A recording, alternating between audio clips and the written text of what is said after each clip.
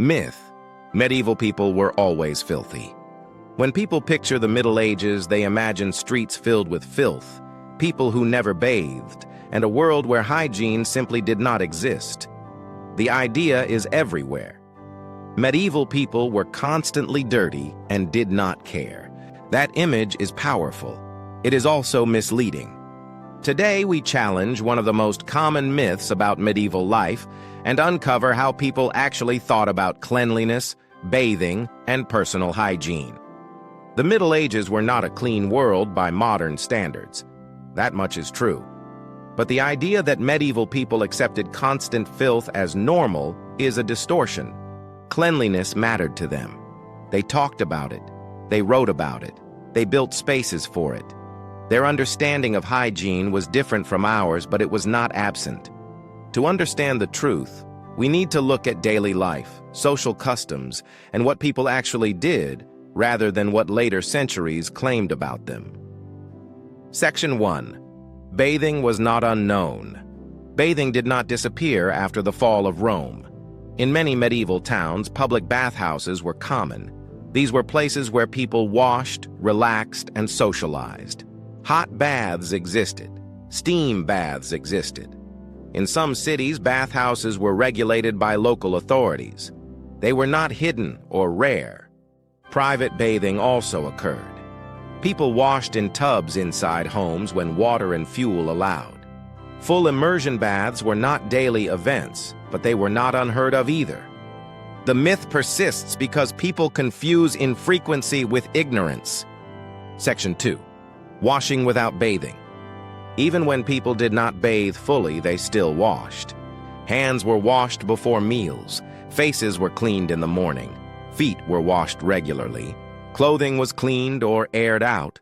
Linen garments worn next to the skin were changed frequently because they absorbed sweat and oils. Clean clothing mattered socially. A well-kept appearance signaled respectability and self-control. Cleanliness was practical and moral rather than cosmetic. Section 3. Soap and cleaning agents.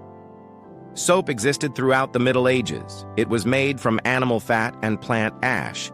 It was not modern soap, but it worked. Herbs were used for scent and cleaning. Ash lye was used for laundry.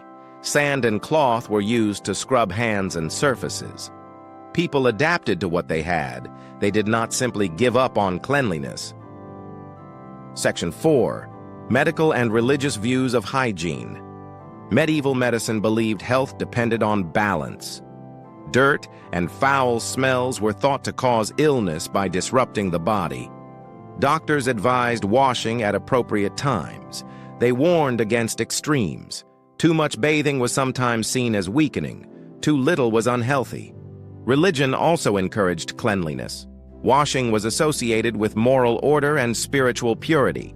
Monasteries enforced regular washing. Rules governed grooming and personal care. Hygiene was tied to health and virtue. Section 5. Why the filthy myth exists. The myth of constant medieval filth developed later. Writers in the 18th and 19th centuries exaggerated medieval dirtiness to make modern life appear more advanced.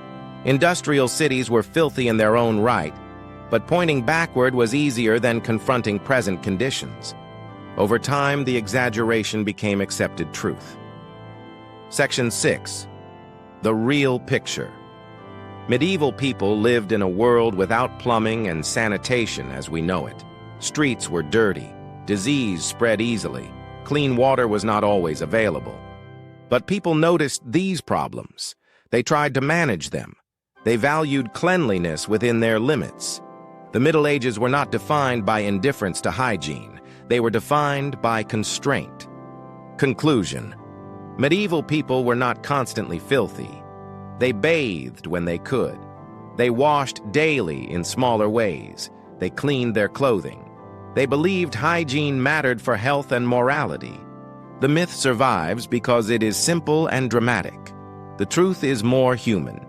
Understanding medieval hygiene helps us see the Middle Ages as a lived world, rather than a caricature.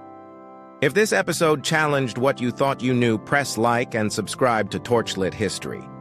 We explore the real Middle Ages by questioning the stories we inherit. Tell me in the comments which medieval myth you want examined next.